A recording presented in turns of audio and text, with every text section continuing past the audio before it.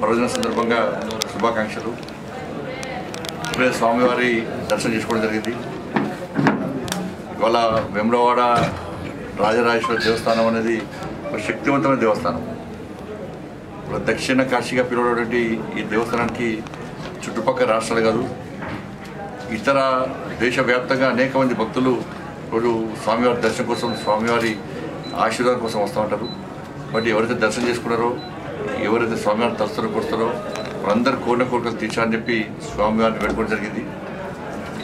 ప్రియతమ నేత దేశ ప్రధాని నరేంద్ర మోడీ గారు వేములవాడ స్వామివారిని దర్శించుకున్న తర్వాత దేశవ్యాప్తంగా ఒక చర్చ జరుగుతూ ఉన్నది. ఎట్టి బస్సులో ఒక్కసారైనా స్వామివారి దర్శనం చేసుకోవాలని చెప్పి ప్రజల్లో కూడా ఆలోచన వచ్చింది. బట్ అందరు వేలాది మంది భక్తులు వస్తున్నారు. అన్ని ఏర్పాట్లు ఇక్కడ సిబ్బంది చేయడం జరిగింది. తప్పకుండా ఈ పర్వదిన సందర్భంగా మీరు మీ కుటుంబాలందరూ కూడా నిన్ను నూరేళ్ళు ఆయురారోగ్యాలు ఉండాలని చెప్పి ప్రశాంతమైన జీవితం గడపాలని చెప్పి మనస్ఫూర్తిగా అటువంటి ఆశీర్వాదాన్ని స్వామివారి ఇవ్వాలని కోరుకుంటున్నాను.